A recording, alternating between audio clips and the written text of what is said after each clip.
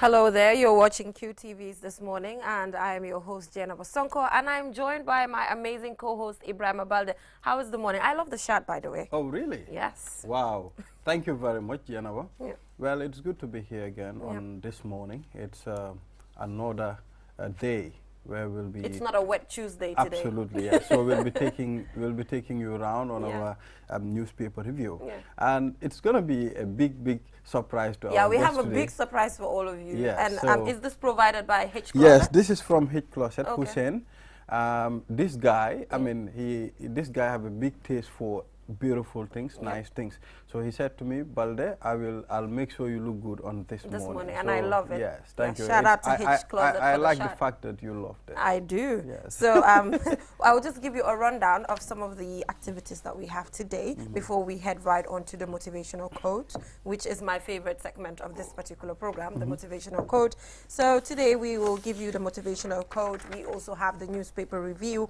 We have the community watch, issues surrounding Serekunda Market as well as Latrikunda Market. We'll be joined by Modunjai, Market Manager. We have a live view from Red Cross Society office in Bundung. Special bulk payment project awarded to Q Money by Gambia Red Cross Society to pay 500 beneficiaries nationwide. On social issues, we'll be joined by Ade Darami, Head of News QTV, to talk about journalism as a craft. Interesting. We'll be also joined by Buba Fati on the entertainment update, Skengman Sweezy. Yeah, we miss him. We miss him. I mean, yeah. So the entertainment update will be coming today. And it will be very interesting, so stay tuned. All right. We are not having the Keeping Fit segment today. I just hope you're not the one that spoke to our producers to say we don't want it because you don't want to hit the gym. You know, you promised you would hit the gym I this made week. a promise last week that I'll be hitting the gym. Yeah. We can, but it's like I could not make it, you know. Unfortunately, I was at work. So you are the one affecting our Keeping Fit segment. I was at work. So we'll head right on to our motivational quote of today. So today, what is our motivational quote? Janaba, a motivational quotes keeps you going. Yep. I mean, these are things that gives you confidence. I mean, these are quotes that will make you push your direction. The one we have today is by Katy Perry. Grow up, but don't give up. Okay, that's her, Katy Perry. Yeah. She says, grow up, but don't give up. Yeah. So what does this quote tell you? It involves a lot. You know, as a human being, you need to grow.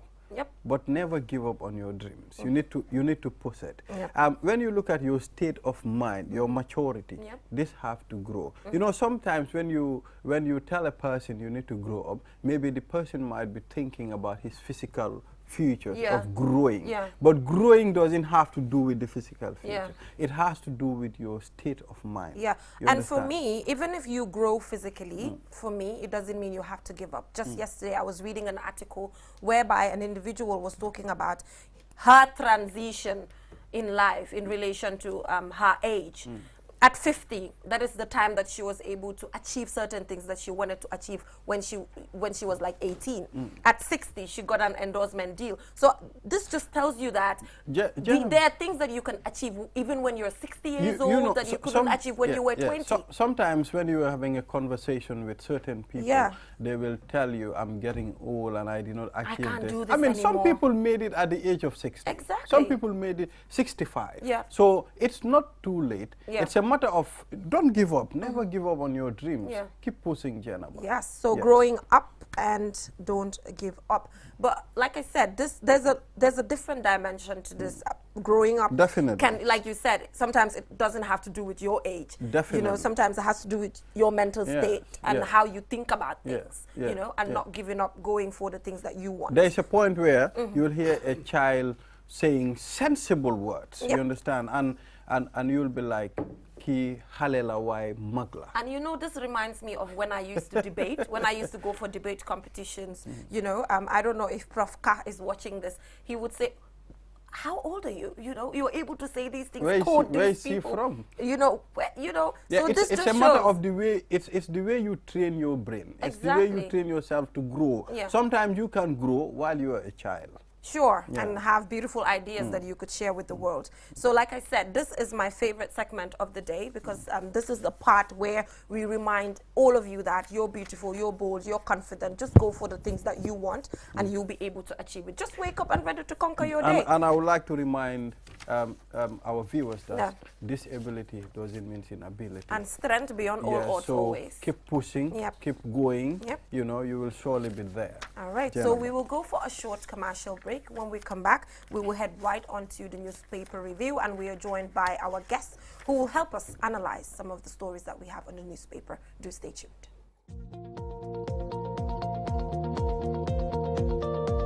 To make sure your company's products and services reach your potential customers, it is essential that you choose the right channel for your marketing purposes. QTV has the widest reach locally and beyond, and we can give your business the visibility it needs. Call QTV Marketing on +220 324 4444 or email us at marketing@qtv.gm and take your business to the world.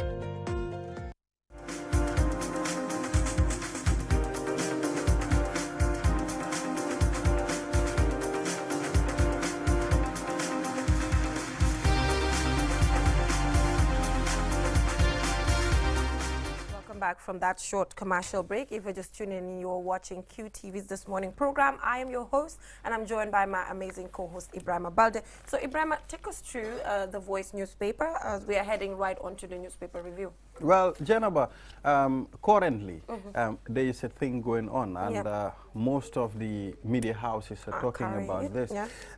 If you tune in on radio stations, on TV stations, the same thing. So newspapers also have taken the tradition of you carrying know, the same thing that is trending right now. What we have today on the Voice newspaper, the main headline is "Our money is what we need." KMC staff chants. Mustafa Njai contracts coronavirus in Nigeria, urges people to respect COVID-19 protocols. I think this is very important. Right now, we've seen the cases are rising in the country, so it's important for us to take heed. You know, GFA condemns local government ministry decision on deploying armed men to KMC. Ministry of Health launches online platform to travelers to access certified test results. This is what we have on the Voice newspaper. Okay, moving on the Standard newspaper, we have Bakausu reports to police. We have NPP diaspora supporter warns Barrow against alliance with APRC. Rambo Jata hits back. We have Barrow says NPP will defend supporters taken to the revising court. And we also have Minister denies ordering police to KMC. And we also have 4 Faraba riot victims still await compensation. Dr. Cisse to renounce Swedish citizenship. We have 16 soldiers promoted to second lieutenant. That's all we have on the Standard newspaper. Okay. Let's take a look at the Point newspaper. On the Point newspaper, PIU officers storm KMC as council's 12 million corruption scandal escalates. Many calls for reform as COVID-19 cripples Gambia's transport system. We also have Health Ministry launches online platform that enables travelers to access test results. This is what we have on the Point newspaper today. What do we have on Foria? On Foria newspaper, we have police charge Bakausu Fofana with threatening. We have KMC condemns return of CEO Sonko to work. We have Basse Area Council launches 34 million bridge road projects. We also have KMC CEO, my presence will ensure impartial investigation into the council ongoing saga. 10 points promise Citizens Alliance to expand Gambia's tax base. Dr. Cisse, Halifa Saleh debate, question and answer with the press. That's all we have on fire. Well, absolutely. So it's going to be very interesting as we have our big man himself in the studio with us. Janaba. We are joined by Malick Kah, the General Manager of QTV Gambia for the first time. Welcome to the platform. It's good to have you here. You know, I've been discussing with Malick a few months ago. Malick was like, man yep hamuñma. Manekone dinañ la xam bena bes. And this is Mr. Kah. Anyway, thank you very much. It's my pleasure to join your platform this morning. It's become a very popular show that people tune in the morning. And congratulations for all of you for the job that you're doing. All right. So, Thank Mr. you, Kah, Mr. it seems you're sort of a person who uses a lot of herbs in your tea. So why is that? Because I'm seeing Ainana again and Fufunono. So Yeah, this is how I start my morning. I don't use a lot of herbs, but I have a lot of herbs around me. And growing up, you know, I was used to drinking tea with herbs. It adds flavor to the tea, and it makes it really different. The mbormbors, the ngungumes, I think they are around us, and we can easily access them, add to the flavor of the tea we drink, and it starts the morning very well. Since this is a morning show, I thought it's appropriate. I give you a flavor of the tea that I normally try. And it's really good. And I don't know, is the verdict is yours. You can tell me how you feel about it. The taste is good. Yeah, I love it. I tried it. It's different from the one that I used to drink. Yeah. I mean, now, this is good, Mr. Kah. I think you'll be providing this every morning. on this morning. Hopefully. You know? Hopefully, I can assure that. But, you know, anyway, I just thought I'd share with you the flavor of the morning. Yeah, when I come and just to tell you that this is something that young people are looking into. Young people now are using these herbs that we have locally in the Gambia and turning them into tea. So I think, which is a good thing. So it's bringing some form of entrepreneurship for them. So moving on, let's get to the serious conversation here. That is stories on the newspaper, and you will get to help us analyze it. Balde, like you mentioned, currently the KMC and the ministry saga is trending everywhere, on newspapers, radio stations, TV stations. And there's a lot of controversy surrounding it. Just yesterday, I saw a few lawyers coming out to say we have to read the law to be able to discuss something that has to do with the law in relation to who has what powers or who do not have a power to do what. So is that something that we need to concentrate on now, or trying to sit down to solve this amicably? I think there is an underlying thing that all of us share in this saga. Okay. And the common denominator here is that we all want to get to the truth. We want to know what it is that has happened, that transpired. The mayor, I'm sure, want to know the truth. The CEO also want to establish the truth. The public want to establish the truth. So because of that is the thing that we all share in common, how do we get to the truth?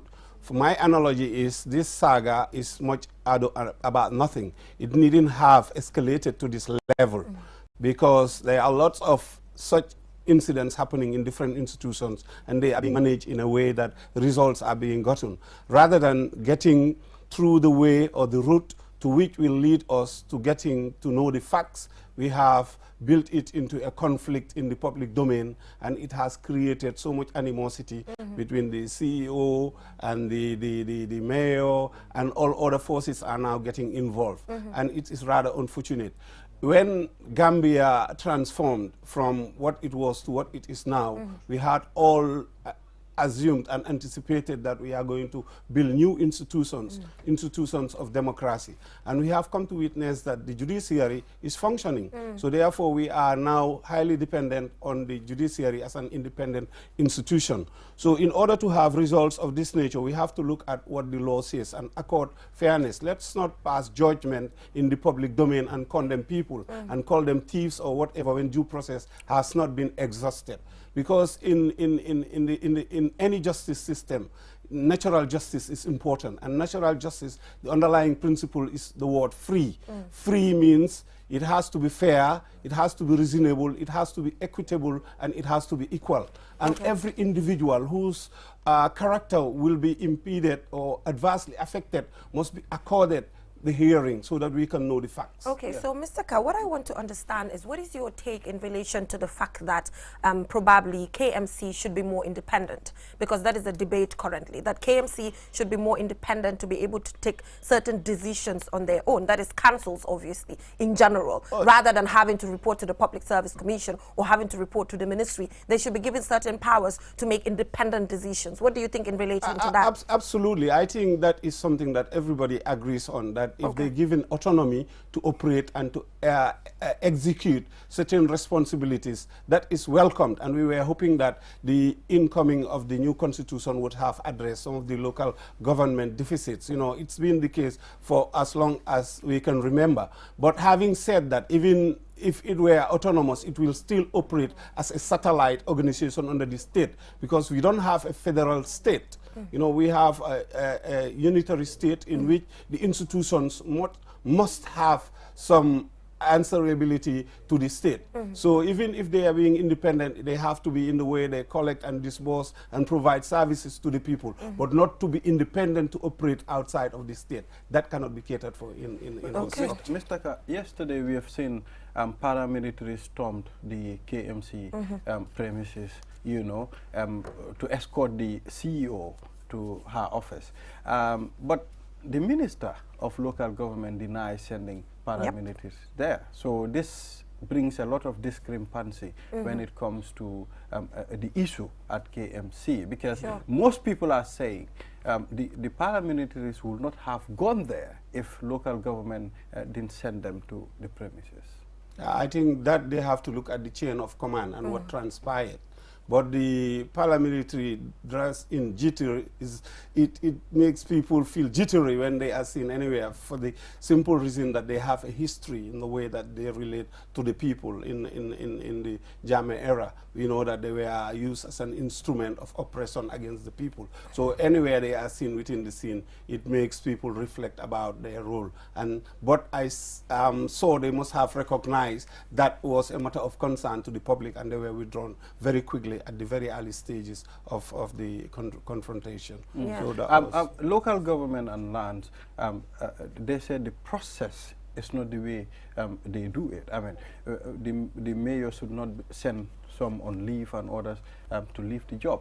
But Talib said this is the due process even at central government. And the other issue is to decentralize when it comes to giving them what they are supposed to be given, you know, after the corruption scandal. You understand? So let us look at this. Don't you think the government, especially local government, they have a lot to do? So certain things they will not take heed, you know, running the council's affairs, running their own affairs. So what about decentralization? Don't you think they should fasten the process so that it can be given to the KMC? Well, like I said, autonomy is welcomed for local government so that they can discharge the responsibilities that people have elected them for. But in this particular instance, the argument is very legal. Some are saying this is the route, others are saying it should go through the other route, which the mayor and his council should have submitted their recommendations rather than coming in the public domain. And as soon as they stepped out in the public domain and made that press conference, then the worms are out of the can. And that is where the whole process unraveled and started becoming very acrimonious. So therefore it's the show of power and force, and everybody settled in their trenches and then taking a position. And that is the unfortunate thing about this, because like I said initially, the common denominator is people want to know the fact. And the fact will not be known if there is this argument. So what they need to do, they have to go in camera, sit down and talk about the route, because it's in the interest of the accused, it's in the interest of the council, it's in the interest of the public to know what the truth is. And we cannot know the truth without the due process of justice. And justice must be accorded to all of them. And we cannot convict them in the court of public domain. That is wrong. We cannot see any of them who are allegedly accused and then conclude that they are thieves or they have been. That is not settled yet. It can only be settled in the four walls of the courts. Yes, so like you mentioned, that should be settled in the four walls of the court. So we will wait for that. Just follow QTV News, follow this morning program, and all of the developments will be communicated to you in relation to this particular saga between the ministry and the KMC. So moving on the Standard newspaper, something that also caught our attention is the fact that Dr. Cisse to renounce Swedish citizenship. Is this the right time for Dr. Cisse to do this, or should he have done this prior to actually going to the IEC to register CA? The underlying word there, Jay, is prior. I think if he has already, as they are touting, registered through the IEC, then due process was not conducted, then IEC have some explanation to do if he is a dual citizen, and the law is very clear that dual citizens cannot hold certain positions, and he is vying for the position of the presidency. So I don't know whether at that early stage, but they need to see and look at that, because it's very important. Otherwise, at some point later at a date, he would be challenged, and then CA might definitely be in trouble. So they need to look at So the underlying word there is the prior, that this should have been done if he it has should have been done. already. And I've gone through the newspaper this morning. I've had Dr. Cisse, I saw he said, what he said on the newspaper, he's working on it. You understand? So, and December elections are just at the corner. So when is he going to complete this whole process, then go into elections? So we are waiting for that to see when he is going to finish that and get back to us, like Mr. Kah said. Then we would have to wait and hold him accountable for anything that goes wrong. So still on Citizens Alliance, we have 10 points promise. Citizens Alliance to expand Gambia's tax base. So do you think expanding Gambia's tax base is the solution to growth when it comes to Gambia's economy? No, Gambians are already overtaxed as it is, especially businesses. I mean, anywhere you go, you can see like they're literally squeezing stone to get some water out of it. And that is the challenge. So I think they have to look at other means. I think for any political party really to make an impact or transform the lives of the people, you have to look at the productive base of the economy. That is where you need to focus in terms of agriculture, linking agriculture to industrialization, looking at the sea. There are other sources of generating revenue rather than focusing on tax. Tax has already expanded so much that businesses cannot even thrive. A lot of people, their businesses have failed simply because of the tax regime, which ought to be reviewed, I think, in my opinion, rather than them promising to expand it. I think that is... Ibrahim, I mean, when he talked about tax expansion to take Gambia's economy to the next level, we all talked about the fact that this is something that we've been talking about and it's not at some point attainable. And you were here talking about the fact that agriculture and other areas should be exploited. But how can this be done? Like, you know, what are tangible things that we can put in place to make sure that this happens? Because every political party talks about agriculture, every political party talks about health. That is their way of approaching the people. You know, things can be put in place for mechanization us to see. is there. The science of agricultural development is there already. Mechanization plus Gambia have one advantage. We have fresh water on our banks all the way. Irrigation systems can be looked at. Sometimes the banks overflow and we have rice areas where you can grow a huge amount of rice to cut the burden of importation of rice, which takes a huge chunk of our GDP. So you have to look at those areas where what are we looking at? What are the scientific mechanization instruments that are available? It's about investment, and it's the inclusion also enticing the private sector, giving them some tax breaks in certain areas to import and allow them to grow. And it's not just like when we say agriculture, it's not just about the growing of cereals or things. When you're talking about poultry, you're talking about different sectors that you can look at the tax and also the consumption sometimes of even electricity. There are lots of areas that you can help in order to entice and open it to the private sector so they can come and invest. They can be very efficient where profit is because they are normally profit driven. So once that is established, I am of the conviction that they can expand the tax base and the productive Talking base. about poultry, currently there's an embargo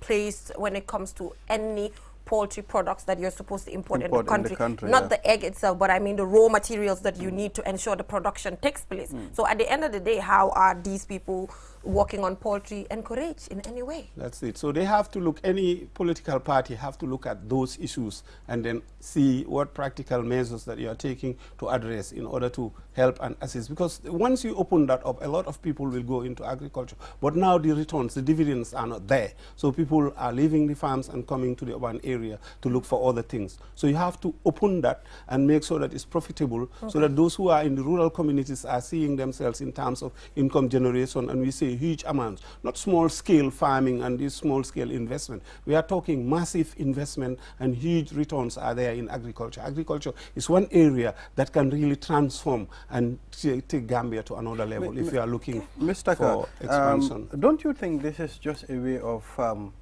approaching the people when it comes to politics or political reason? Agriculture, you know, etc., etc. So don't you think they are using this to approach? Because many people have promised people agriculture. Many people have promised the people they'll be food sufficient, and still. Yeah, because they are taking the wrong route. You know, Gambia, there is the main source now in Gambia. That is why the economy is even stable of income generating or getting revenue is the money that is being sent by the diaspora into the economy. Last year was almost about $500 million.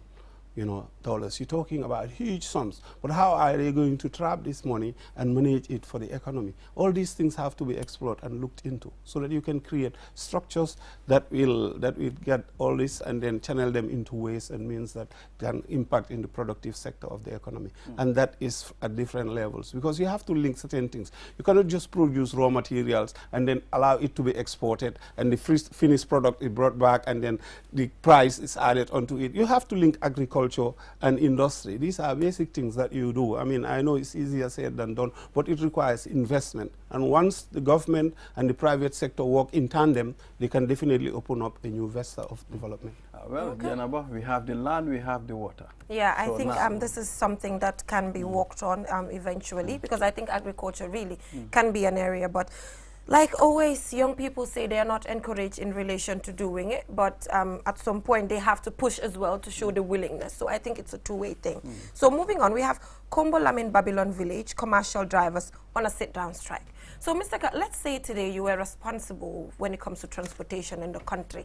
What plans or mechanisms can you put in place to ensure smooth transportation in the Gambia? Because they are demanding that. They want the transportation fare from $10 to $15 because it's not good enough for them anymore. It's not paying their bills. It can't feed their families. So let's say today you were given the role to manage transportation in Gambia. What mechanisms would you put in place to make sure that this is smooth?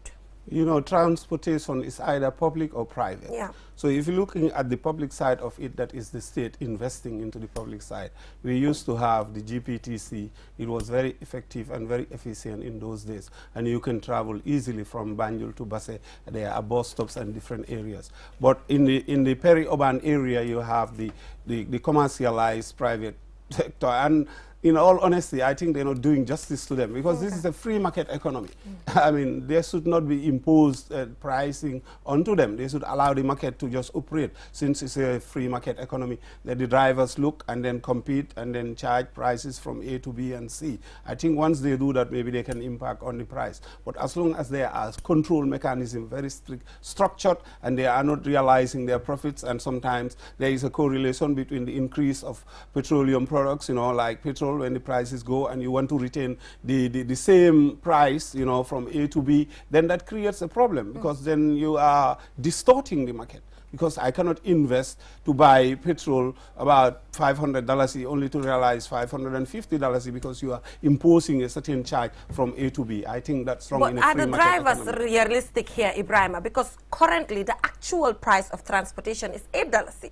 And they decided to impose $10 on their own. Yeah. So people are paying $10 when they're not supposed to, because people are just trying to help. But that's what I'm saying, Jay, it's a free market economy. You have to look at the price increment in terms of petrol, and they have to recover that. So they have to sit down and talk and look at the tariffs. Sometimes they have to revise the tariffs based on what is happening in that area. So for that reason, they have to take measures. It's a democratic setup. Sometimes you have to raise your voices to be heard, and then as an organized group, you will be listened to and let them talk. The government have to engage them, and let them talk and find out Although solutions. Recently we have a lot of sit-down strikes when it comes to different sectors.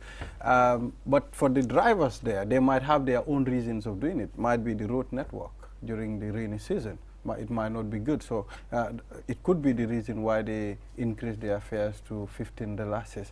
But Mr. Kah, don't you think there is a way of resolving this whole situation than putting passengers into a lot of problems to access, roads or access vehicle to go home? Every problem have a resolution. They have unions, they have driver organizations. I think if they sit, all stakeholders, and talk about it, listen to their grievances, and then address it, they will have a solution to it.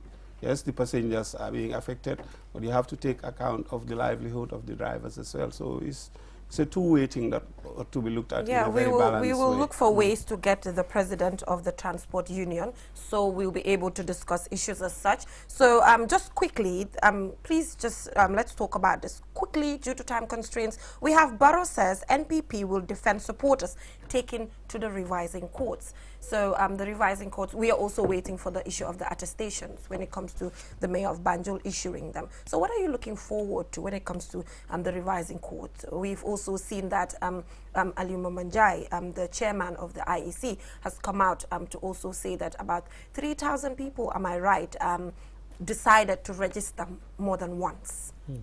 Yeah, but the revising courts are there to weed out if there is any illegality or something wrong. So nobody should interfere in that process. And if somebody is found, but that I don't think that is needless to say even. The law is there. And the law, nobody is controlling those who are sitting at the revising court to dictate them. As they're looking at the evidence that is submitted before them, and on that evidence they will make a decision as to whether they will tick off somebody from the registrar or allow that person because there is acceptance of what they submitted as evidence of their entitlement. So I don't think it's no use either one way or the other trying to impede, interfere, or make any comments with regard to revising court. Let them just allow the process and the procedures to unfold, and then it will be dealt with accordingly. Okay, so we will take a look at how Barrow and his MPP will defend supporters taken to the revising courts, as mentioned here on the Standard newspaper. So thank you so much, Mr. Kah, for joining us. So viewers, that is all we have on the newspaper review. We will take a short commercial break. When we come back, we will take a look at our community watch, issues surrounding Serekunda Market and Latrikunda Market. We'll be joined by Modunjai, the market manager. I think the last time we had a discussion on Birkama Market, and we were talking about having the PRO from there. Unfortunately, we cannot get him still, but now we are joined by Modunjai from the Serekunda Market and Latrikunda Market. So we will take a short commercial break. When we come back, we will take a look at that. To make sure your company's products and services reach your potential customers, it is essential that you choose the right channel for your marketing purposes. QTV has the widest reach locally and beyond, and we can give your business the visibility it needs. Call QTV Marketing on +220 324 4444 or email us at marketing@qtv.gm and take your business to the world. The best product in town is back. QCell's MiFi router. Get the best MiFi in the country for just $2,800 and connect up to 15 users with 4G internet speeds and a long-lasting battery life. So rush now to any of our customer care locations and get the best for less while stocks last. For more info, call our customer care on 111. QCell, Senior Boss, the Gambia's quality network. We innovate, others follow.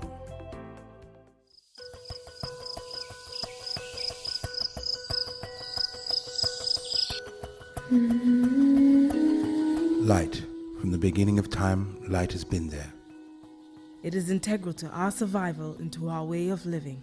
We need light to work, To build, to grow things, and even to see our loved ones. light makes things easier and better. So QCell has changed the way you buy Q-Power to make it easier and more accessible. You can now access the same service quickly and get your cash power tokens instantly with the new QCell Q-Power code. To light up your world, simply dial *363#. With a touch of your fingers, With ease and convenience from the comfort of your home or office, you can bring light into your world instantly with *363#. Q-Power, lighting your world. QCell Sunyabus. We innovate, others.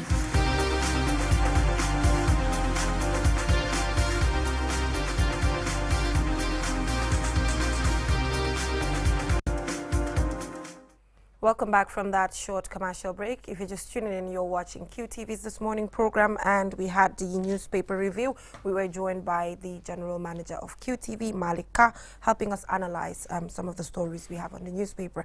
Now we are heading right on to the community watch, and today we'll be taking a look at issues surrounding Serekunda Market and Latrikunda Market, and we are joined by Mbodunjai, market manager. But before that, let's take a look at this video, just so this video will give us an idea of the state of our different markets. Stay tuned. Serekunda Market, the Gambia's busiest commercial center, was said to have been originally started by several women, regularly setting up their stalls and selling a few fresh vegetables and dry fish. However, over time, many from far afield came to Serekunda to earn a living.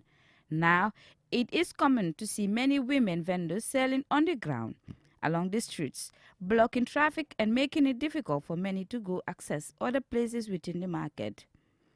Daisy, a vegetable seller at Serekunda Market, explains her reasons for selling outside of the market. I don't have a place to sell inside the market, which is why I am outside, and that makes it difficult. As you can see, it is raining. I have to bear it and sell. Raba BI, a vendor, said it is hard to do business inside the market, adding that the market is too small to accommodate everybody. The market is tight. If 100 people sell outside, then there are 2,000 inside. So how can we all be inside? We are appealing to the government to help the women because the women struggle a lot. We put the women's vendors' claims to the market manager, Modunjai, who refutes the claims. If you see there is a new set being built, purely for the women and including 30 canteens. But with all that, these women still decides to use that as a store. It was built purposely for the women selling on the Latkumbalo road because at the time KMC wanted to construct that road. Serakunda market has a capacity, but majority of them have places inside. But what do? They decide to leave it there and go and sit on the street.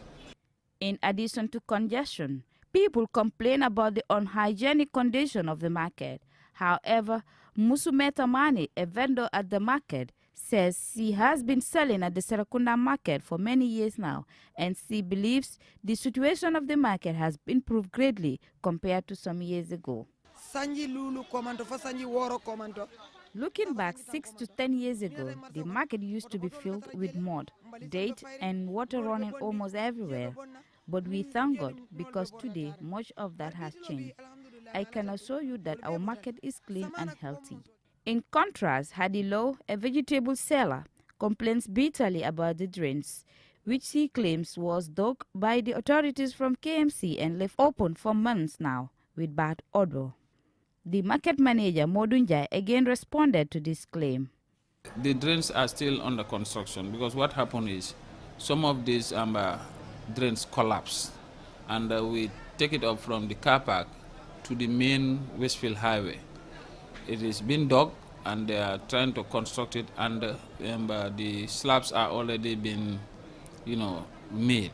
So possibly I'm giving you 100% assurance that if you come here the next 2-3 weeks, you will realize that it is completed. I asked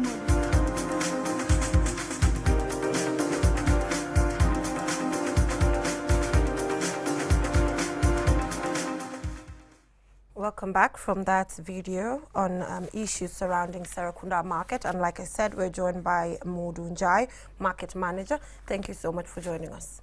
Thank you so much, General. Yeah, I know there are certain things you already clarified in that video, but the reason why you're here is because we will offer you more time to actually explain some of these things that are happening at the Serakunda market. One of the things that most of the women talked about is space. And I know you talked about the fact that some of them leave their stalls inside to go outside to actually sell there. So there's no mechanism to actually control that, to make the market more organized in relation to how these women sell. Yeah, thank you very much. As you said, there are mechanisms in place. Okay. But the hard fact is where the women are occupying right now was not built purposely for a market. Okay. That was where the Serakunda car park was. So, but almost 10 to 15 years ago, when the women invaded it, it was finally turned to a market. So we realized that there should be so many adjustments or works that should have been done at the time for it to fit to be a market. But in one way or the other, it was not done at the time. You realize that, people, when the women invaded the place, they were left on their own to put up their own structures, their own tables. You realize that it is, when you go to the market, you only see pallets on the ground. So the first structure that we ever have since that market or that area was turned to a market was the new set you've seen right now. So, and there was also no soakaway or drains, proper drains, where you will see that, when the women, use these fish bunkers water, it can be poured. The only drain that was there was purely for rainwater because it was constructed to be a car park. Okay. So we've seen that the women are also talking about sort of a drainage that has been dug there and left. And you're saying, according to what you've said in the video, in 3 weeks, the problem will be solved. But my question is, why wasn't this done prior to the rain? You know, it's a problem in Gambia in relation to doing things on time or actually putting up plans that you need to follow to actually do certain things, knowing that something is coming. So why wasn't this done prior to the rain? Okay, as for council now, this is the first time in the history of council since I joined it that we have a market standing committee, and a budget was put aside purely for the markets within the municipality. Okay.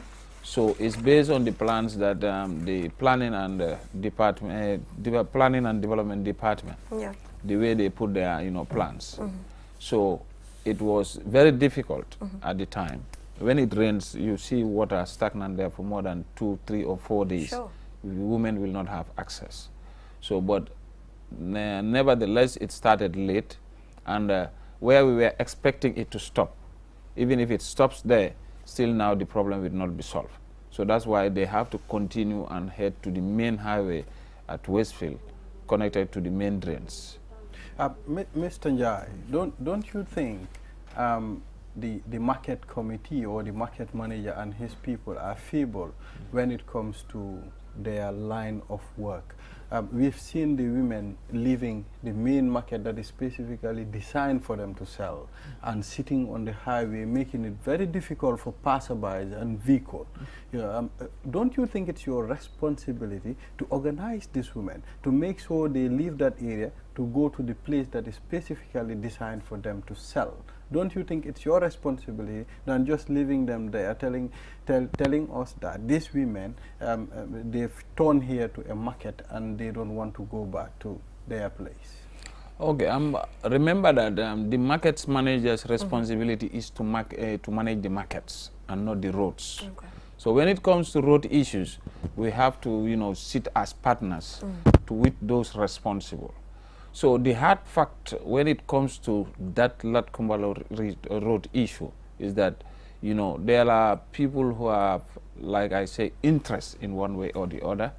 Because as a council, we attempted twice to clear that road. There were some interventions. And when we were doing that, we have the help of the police. Okay. They supported us. But in one way or the other, every person has a limitation in whatever you do. Yeah. So my responsibility stops here, and somebody's responsibility starts. So that Latkumbalo road issue can only be solved if all other personal interests are being taken out, and we show what is the right thing to be done. Okay, so when you talk about personal interests, what are you talking about? Who intervened that was not supposed to intervene to actually halt your operation? We just want it to be Who are we talking about here? As far as the management is concerned here, but the way I see things, there were some political interventions. Okay, from where? Coming from where? Okay, but the one that I can send, which I have the video, is that there was a time when we were clearing that area, and there were, as they said, there is one they call the mother of the mayor, and the other one they call the mayor of the mother of the president. So there was this push and pull. So in the market we have the mother of the mayor and the mother of the president, as they claim. Okay, are these two groups or individuals? No, they are individuals. Okay, so Geneva, it's that's like, funny. It's like it's what not is Gambia only turning into? political exactly. class. So while on the process, the one claimed to be the mayor of the president was fighting for the women to sit on the road. And you have evidence? Yeah, because she was taken in a video, and she said that she's between him and the president is SIM card and mobile. And finally, what happened? It was when the police insisted they moved to Birkama Highway. And if you can recall, 4 or 5 weeks ago, the neighborhood within Serekunda were able to burn most of these women's items at a night. It happened. So there was a lot of chaos within that area. So finally what we did is when we realized that these are our mothers, our sisters, we have to talk to the business sector within the Lat Kumbalo Road. Since the time that the women's report to sell is always around 4 a.m. or 5 a.m. in the morning. At that time it will mean that these shopkeepers have not yet opened. So we have to engage them and appeal to them to say, let them give them chance to be selling from 5 a.m. to 11, and then they will be cleared from the road. Okay. Jenna, for me, I do not agree when it comes to leaving these women on the road due to certain issues, maybe the murder of the president and the murder of the mayor. I think the market committee, KMC, National Road Authority, they should do their job to make sure they clear this people. Don't look at individual interests. I think what is important is national interest. I think the sad part of developments in the country currently is the fact that everything is politicized, because I'm very surprised to hear about the murder of the mayor and the murder of the president having to fight on something that has to do with us developing. But at the end of the day, Balde, it's a two-way thing. Let's also talk about the fact that in as much as we want those women to get off there, the poverty rate in Gambia is bad. If you remove these women, what other alternative do they have? What other alternative can be provided for them? So as KMC, did you think of somewhere that you can take these women when they're off the road? Was that also a plan that you had on the table? Yeah, don't you think? The reason as KMC, so it's a two-way thing. As KMC, as the markets manager, we have 19 markets within the municipality. Okay. So every ward have a market. Some of these wards have 2 markets. Like if you check between Serekunda and London Corner, the distance is very short, and you have a market at London Corner. If you check between Serekunda and Latikunda Iringanya, the distance is very short, and you have a market there. But if you go there right now, you cannot have more than 10 vendors selling in that market. Don't you think everybody Serekunda wants is the to center? be in Serekunda? Yeah, probably those women, if they go to Latikunda, they can't have the money that they need to feed their Serekunda is the center. Yeah, Serekunda is the center. That's why the whole problem is between Serekunda and Latikunda. Everybody wants to be within these 2 markets. And the hard fact is, it's not possible. Okay. So did the KMC try to do any form of collaboration between all of the parties involved to be able to solve this problem? Probably invite the mother of Barrow, invite the mother of Talib, and invite all the police, invite all the sectors that are responsible, and have sort of a committee where everything can be settled amicably and work towards development. Yeah, that have taken place, because every market has a committee. Yeah. And the last one I can fully remember, even the current Minister of Interior was on the ground to make sure that the police support for the road to be cleared. But in one way or the other, as certain information reaches, or where it is being discussed, I personally am not there as the markets manager. Whatever I am going to say is going to be hearsay. So in one way or the other, things did not go well. Unfortunately. Even if you call the Serekunda Market Committee here, their intention is to make sure that that road is completely clear, and then they go inside the market. This can't be solved, unfortunately. People claiming to be part of a very high authority, that claiming to be mother of the mayor, to be carrying out authority. That should be totally condemned. It is wrong. Should be totally condemned. It's like they are not carrying authority, but in other sense, those who intervene, because for example, as the markets manager, I'm not going to take instruction from the mother of the mayor, neither the mother of the president. But at the end of the day... who calls matters most. But at the end of the day, because of their actions, you weren't able to execute your duties. So I think that is just the reality. But Mr. Njai, do you have any plans of expanding the Serekunda market, or improving the structures of the Serekunda market? Because in as much as we have vendors sitting outside and all of that, but taking a look at the hygiene over there, it's not looking good. I talked about the fact that why is it that you're waiting till it's rainy season to actually do certain constructions? This should have been done prior to the rainy season, maybe 3 months, 4 months, 5 months. These are things that you get to plan for. But planning does not seem to exist when it comes to these things that we are trying to do. Yeah, that's what I'm trying to say. As I said, as the markets manager, when we submit their bodies, the planning and development have also a role to play when it comes to such things. And maybe in one way or the other, I'll accept that, it started late. It did. But where we intended it to be and where it ended up is two different things here. So you see, the idea of trying to expand the Serekunda market it's possible. Okay. It's possible, but it has some very strong reasons, because if you go to Serekunda market, you will see that within the market, you have residents living inside the market. Sure. So in fact, you have residents in the market. In the market, sure, you know, you do. You do have You residents. do. You know, Yes. almost 7 to 8 compounds, Yes. and very big one for that matter, because these were people who acquired these compounds well before I was even born. So you realize that there was attempt, in fact, I think 3-4 months ago, when the council wanted to buy one of it, but when the owner talked about the price, it was on the high side, because he was requesting for 40 million. 40 million. 40. 40. Okay. And it's an empty land, and it's, I think, 50 by 50 meters. So if council is to go in for that, we all know is on the high side. So it is possible, but it cannot be done by council alone. Okay. That's the hard fact. Council alone cannot do it. Well, but then, if not for the expansion, what can we do to make sure the area is if not looking for the, good? If not for the expansion now, even if I know there is a PPP project that is about to come, at the car park there, which they are working on. So, but we are also working on the other side, where we can relocate these people pending the completion of that. Let's clarify. What's the PPP project?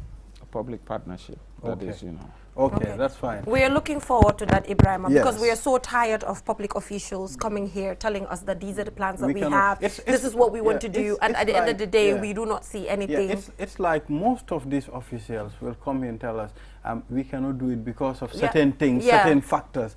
So I think these things should change. So, Mr. Njai, we're just hoping that you will not be back here to tell us due to capacity, due to this, we can't do this. I think with KMC currently is a completely different issue, because I once came here, but it was not this one though. It was another one, and I said that the Talending Jilifitukunda market is going to be constructed, and it is being done, it's completed, and it's inaugurated, and it is being allocated. Great. I did talk about the renovation of the Latikunda Iringanya market, and it is being done.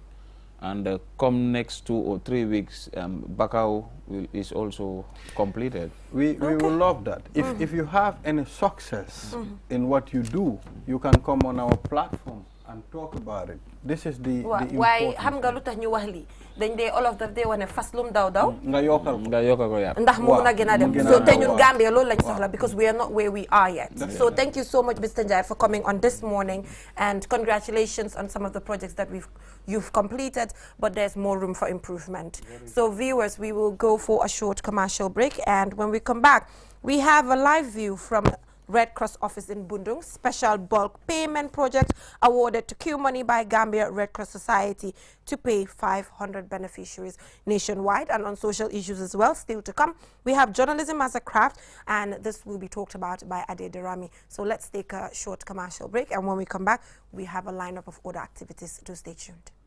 One nation, 8 tribes. We are the smiling coast of Africa. Gap-toothed, wide smile, rich melanin skin, radiant with the colors of a rich tapestry of cultures, telling one story of unity and beauty.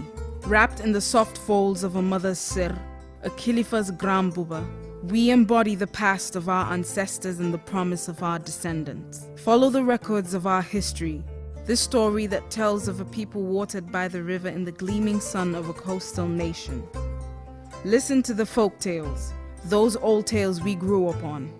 Lebon, Lupe, Amon Nafi, Danam. Hear the music of an entire nation in the language of its heart and mother tongue. Our tongues are heavy with the song of our people. Rich and thick it rolls off like Domoda, soft like Yasa, Bena Chinla, Nyokomom. Feel the beat of our pounding feet as we dance to the sounds of a throbbing drum, ageless in its rhythm. The griot's kora that speaks the wisdom of the ages. The sweet sound of a mother's lullaby bringing even sweeter sleep. We clap a melody with young and old hands, a symphony full of the pleasures of life, the joys of work and home. We are Gambian. Bi suñu cosaan la. Suñu dëkk. Suñu boss. The best product in town is back. QCell's MiFi router. Get the best MiFi in the country for just $2,800 and connect up to 15 users with 4G internet speeds and a long-lasting battery life. So rush now to any of our customer care locations and get the best for less while stocks last. For more info, call our customer care on 111. QCell.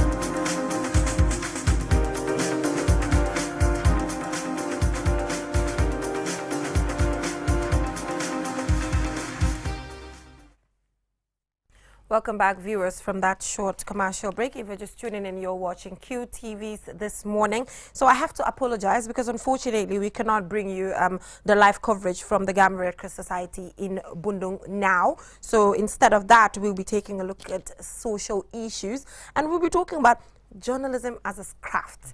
And we are joined by Ade Durami to take us through this. Welcome to the show and thanks for coming. Pleasure. Usually I'm standing over there presenting and sports today you're or here. something. And this time I'm here. And you're about to talk about something that you love so much. Sometimes you're in the office till late and I'll look at you. I'm like, Mr. Jami, I feel like you need to go home. You're like, this is what I love. Yes. So I think to do justice to this topic, we first of all have to put it at a personal level and understand why you decided to become a journalist. I'm glad you asked me that because it's the very question I ask everybody who says they want to apply. Exactly. We get lots of applications, CVs and so on from people saying, I want to be a journalist. And I ask them that question. And I've always said to them, why have you never asked me? Why? Why? Because, you know, as a journalist, you should be inquisitive.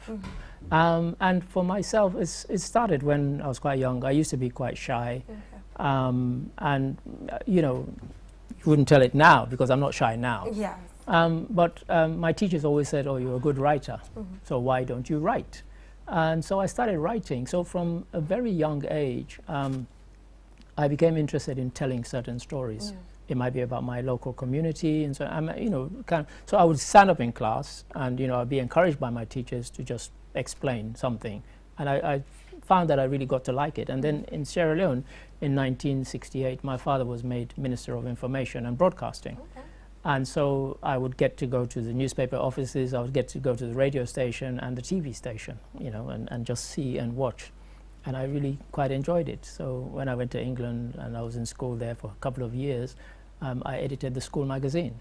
And when I went to college, I edited the school magazine there. And it was always about, I always tried to tell the stories that had not been told.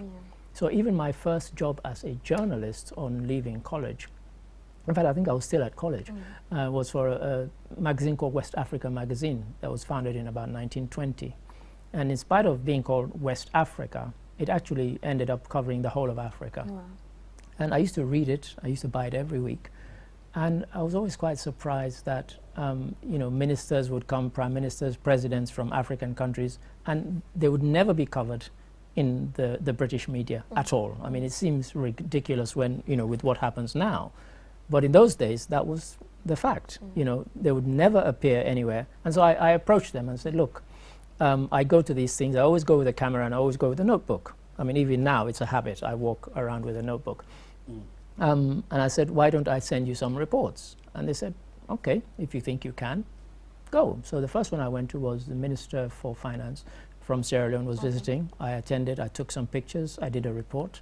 And I sent it. That was your first? That was my first attempt, okay. You know, and this was like 1977. Oh, then where were you? Not born. And so I was just looking forward to getting it published and seeing my name. And then I saw my name. And then about a week later, I got a check in the post. I thought, I get paid for this as well? I hope you didn't carry the paper telling people, this is my name. This is my report, check it out. This is my report. And it's so normal. Well, that's normal because, you know, the paper was so popular that many in the Sierra Leonean community and Nigerians and Ghanaians who were amongst my friends in London, many of them read it. And so I didn't need to tell people. They saw, oh, I saw your name. I didn't You know, so I then started going to those editorial meetings. So at first I was a freelancer, just sending in freelance reports. And then I started doing music reviews for music magazines for the same reason. And it's this obsession of telling the stories that are not being told. So, you know, big African artists would go, somebody like Fela would go to England, and it would not get covered anywhere. Okay. I mean, now people try and rewrite history like, oh, the British media have always been into Fela. It's a nonsense. His first 4 or 5 times visiting with his band, no British magazines or newspapers covered it. It was people like myself who went there and we wrote about Fela Kuti, you know. So that was the kind of beginning of it. For you. Okay. Mr. Ade, let's look at journalism. Is journalism a profession or a craft? It can be both. Some said you don't need to study journalism to become a journalist. Yes. As far as you are educated, you can write, you can speak good English, you should be a very good journalist. It's interesting you say that, because the example I was going to give is that when I was at college, and the thing is, people are always surprised when I tell them I didn't study journalism. You know, I did government politics, I did sociology. One of my tutors said, and we were talking about just something generally, and one of the people in my class, lecture class, said, oh, you know, Ade is a journalist. And he said something, he said, just because you can read and you can write doesn't make you a journalist. And so he said, show me your work. So, you know, I went home and I said, oh, actually, now I can see why your classmates are referring to you as a journalist. And so that's the situation we find ourselves in now. And nowadays, because anybody can put up a website, and you can blog, you can you know, do videos, and you can write, and you can then call yourself a journalist. But the reason we say it's a craft is that you have to study your subject before you can deliver it, and before, it's not arrogance to say I'm a journalist. Before you put out a story, and this, again, you know, I dropped out of law school, but one of the things, and I was discussing this with the previous guest, Malick Kah, one of the things they used to say to us when you were studying law is that they would give you the details about a case. And they wouldn't say anything else. They just say, read it and come to a verdict. Now, if you were a really good student, you would say, I haven't seen the other side of it. But most students would think, gosh, this case is terrible. Look what this person has done. And then they will say, imagine you're a judge, give a verdict. And you say, oh, I'd sentence them to death. Or I'd sentence them. Without hearing the other side of the story. You didn't hear the other side of the story. And journalism is no different. When you go out and somebody cries and they give a very persuasive case about their situation, yes, you can empathize, you can even sympathize, but do not assume that that is the only side of the story, and do not assume that that is the truth, because it might not be. All right, talking about truth and talking about the side of the story, there's something you always use called truth. You know, you would take us through that, and something caught my attention, which is the fact that that particular individual said, just because you can read or just because you can write does not make you a journalist, you know, and probably it takes truth to be a journalist. So tell us about truth. Well, that's right. I mean, it's using the letters, you know, of the word truth, you know, and it's for us journalists. I mean, we were talking about this morning with Malick Kah. People have to trust, you know, they have to trust you as a journalist. They have to respect you know what you say. You know, the R in the word truth. You as the journalist, you have to understand your subject.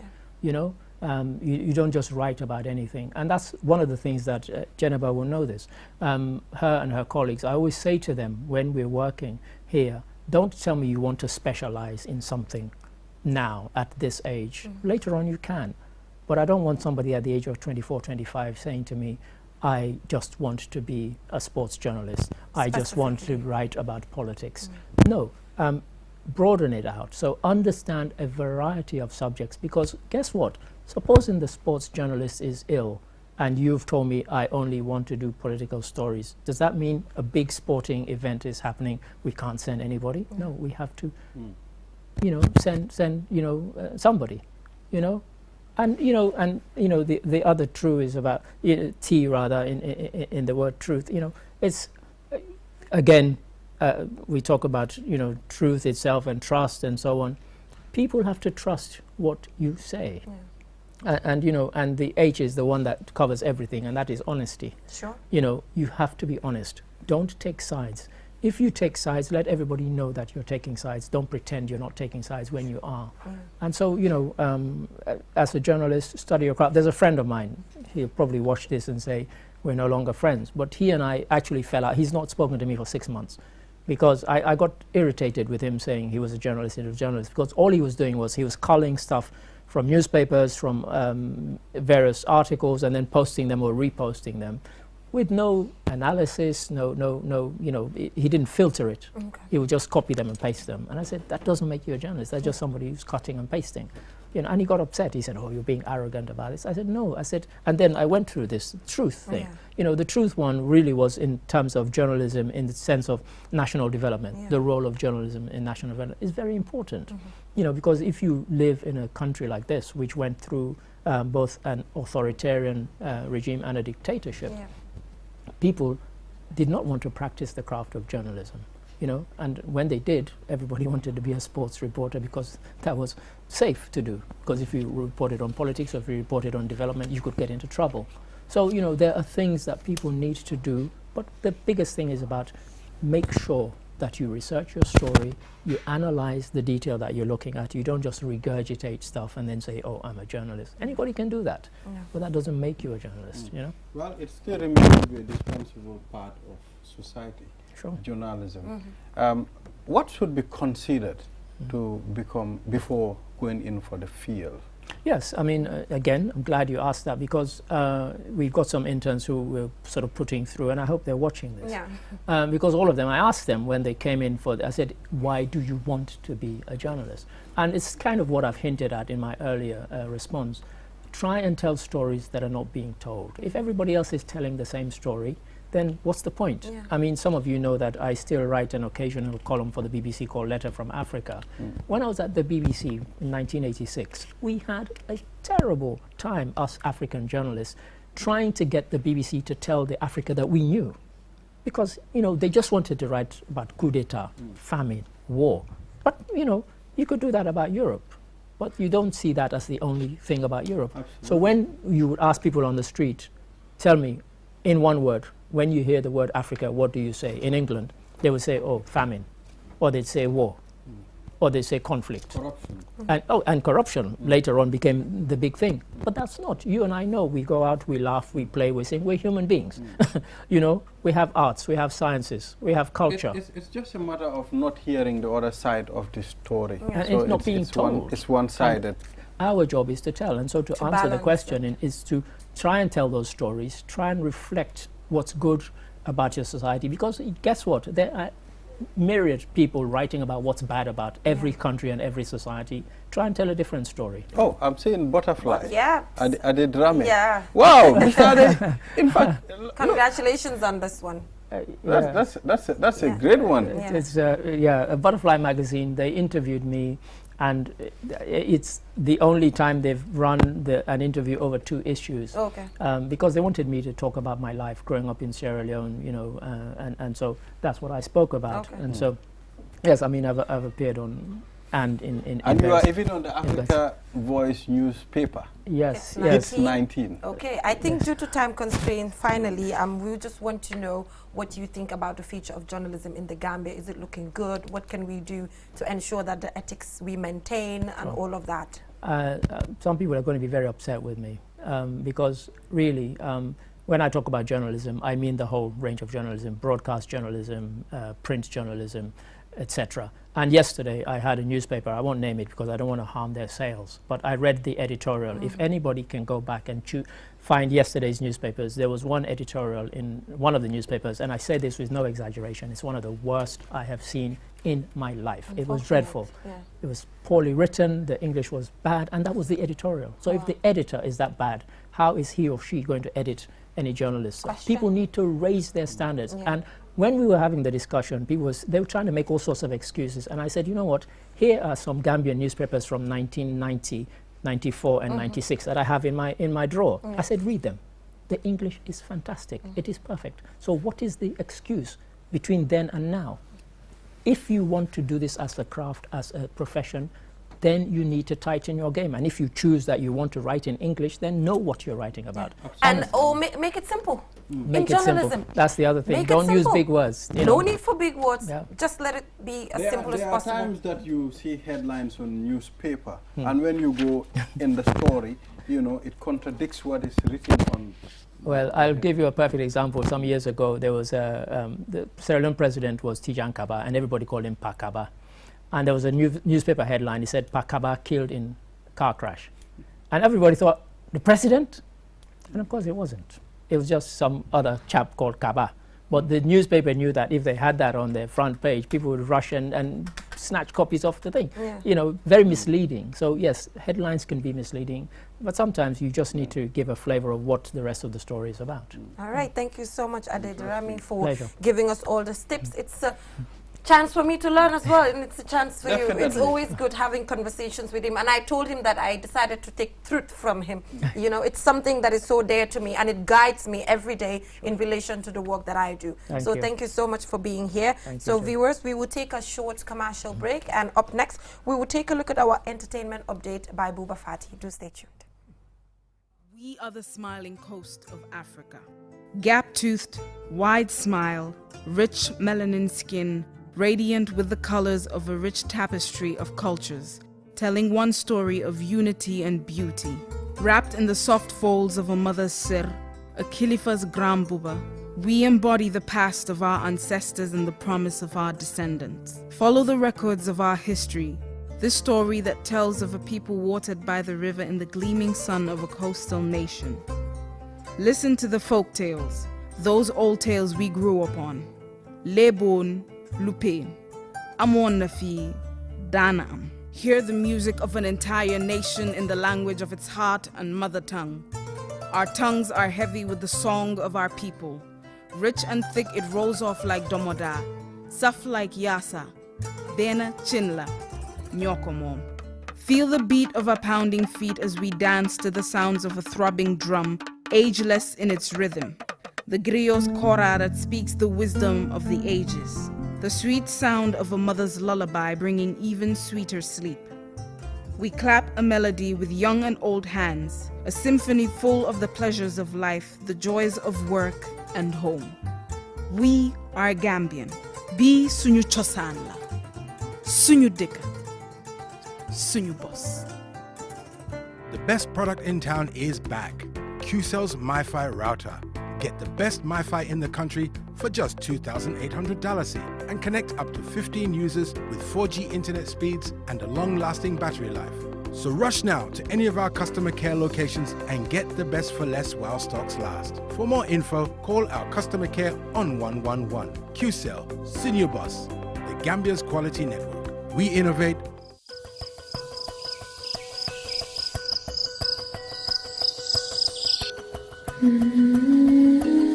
Light. From the beginning of time, light has been there. It is integral to our survival and to our way of living. We need light to work, to build, to grow things, and even to see our loved ones. Light makes things easier and better.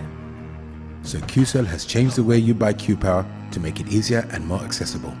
You can now access the same service quickly and get your cash power tokens instantly with the new QCell Q-Power code. To light up your world, simply dial *363#. With a touch of your fingers, with ease and convenience from the comfort of your home or office, you can bring light into your world instantly with *363#. Q-Power, lighting your world. QCell Sunyabus. We innovate, others follow.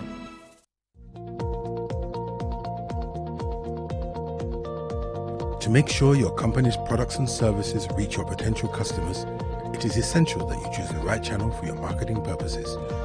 QTV has the widest reach locally and beyond, and we can give your business the visibility it needs.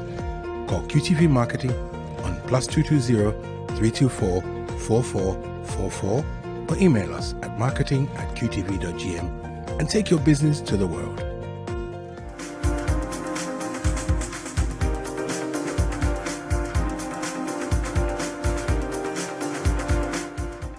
Welcome back, viewers, from that short commercial break. If you're just tuning in, this is QTV's This Morning. I am your host, Jennifer Sonko, and joined by my amazing co-host in blue. Wow. Is it? Is that blue? This is light green. Light green. Sort of. I think I'm colorblind. It is. I'm colorblind. No. It is an advanced one. It's advanced one. Yes.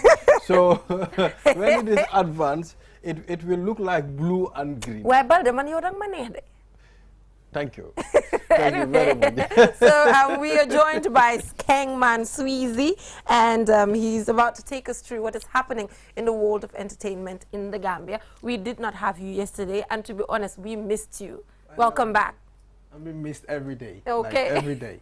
What color am I wearing as well? I can't tell. Okay, because you colorblind actually. Good morning, I viewers. accept. I'm Skengman Sweezy, and welcome to another episode of this morning show that comes your way from Monday to Thursday. And we have a special guest in the studio today. But I'm not going to announce the name. We're just going to watch this, and when we come back, the conversation continues.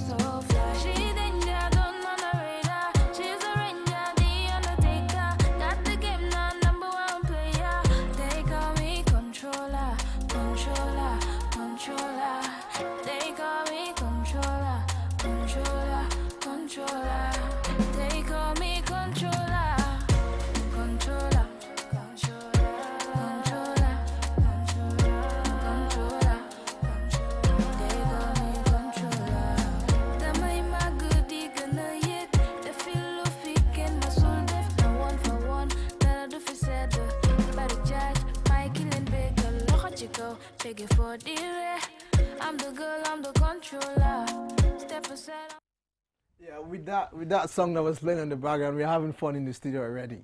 Gambia, welcome to the show. Thank you for having me. It's a pleasure having you in the studio. So tell us a bit about you actually. What is Our Gambia doing? Well, Our Gambia is a young Gambian who loves music and everything that has to do with art. You know, so I think I grew in the face of everybody. Yeah.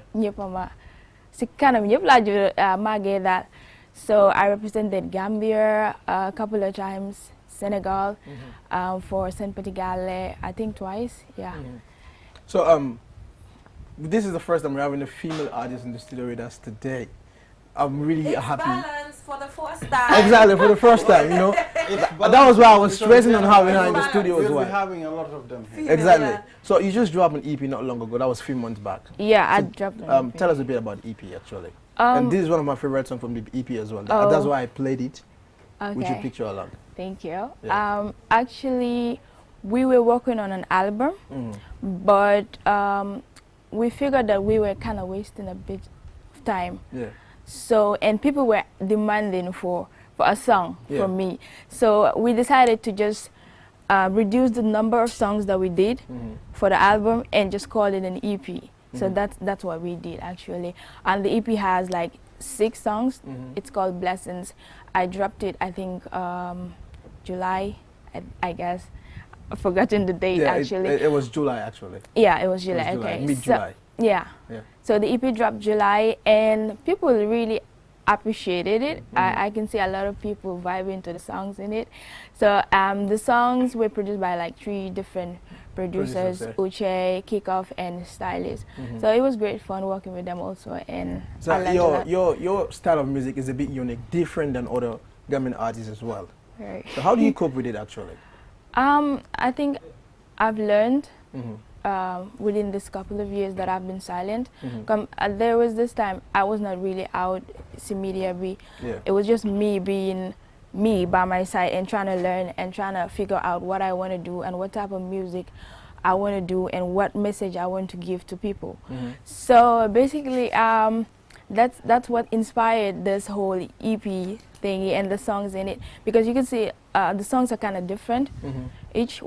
They're more of Afro, but there is like Afro Mbala, like Afro Mbala, yeah. So yeah, that's what inspired everything though. So did Our Gambia study music? No, I did not. Obviously you went through some musical coaching and other stuff like that. I did not study music like in a school. I didn't go to school for it, but there are a couple of times, like through experience, I can say, through experience with Saint Petigale and also stuff that I learned through the internet. Yeah, that's how I comport myself there. Yeah, I want you to give us a freestyle from the song that you did on your EP. That's the Gambia. No, I prefer the controller. Controller. No, she did a song. She did a song called Gambia. Okay. It's on the EP. Yeah. I just want you to give us a freestyle about it. Quickly, due to time constraints. Yeah. Wadnane duma legende lenene lumagisi yobur yalla koy sédé sama xol bi sédna sama réew de doy nga ma sama xol bi yaa ci ne Gambia sama réew bëgg naa la man de bëgg naa la Li saf na de li jax na de. Let's just wrap up now due to time. This is our Gambia, and she's doing great as well. Yeah. She's an upcoming We artist. wish you Thank good so luck. much, Awa. Thank you. And I'm looking forward to seeing you have a bachelor's degree and eventually a master's degree, just to Okay. combine it with the music. All right. I believe she's going to do that as I'm well. actually studying at the University of the Gambia. And I'm looking forward to the September. bachelor's degree. Okay. All right. Thank you so much. And a big shout out Thank to you. everybody at Yeah. the control room. Shout out to Batch. He's making me look good today. All right. Shout out to Korka as well. Skengman. Shout out to Skengman Edu. Skengman Sweezy. Yeah, and for me, I'm saying bye-bye till I come All over. right. Jenna, Yes. well, let me acknowledge H. Closet. Yeah. Hussein, he did the shirt. His number is 370-5060-789-6713. Hussein. The suit I wore yesterday, and this one is from Hussein. Shout out to him. I love this. So viewers, we will now link to Ansumana Isonyasi. Like I mentioned, we'll bring you live updates from the Red Cross Society office in Bundung on special bulk payment project awarded to Q Money by Gambia Red Cross Society to pay 500 beneficiaries nationwide. So let's take a look at that. Ansumana Isonyasi, can you hear me?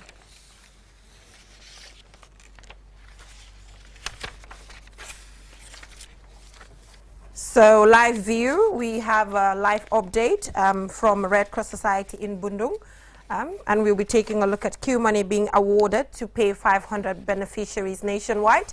I think this is good considering the fact that these are windstorm victims. Definitely. And they totally need support.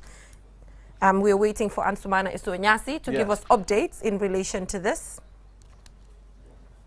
So unfortunately, we cannot bring you Ansumana Isonyasi due to some technical issues here and there, but hopefully tomorrow, as the program comes, we will give you updates as we go. So this is all we have for you in this episode of QTV's This Morning program. Till we come your way tomorrow, bye for now.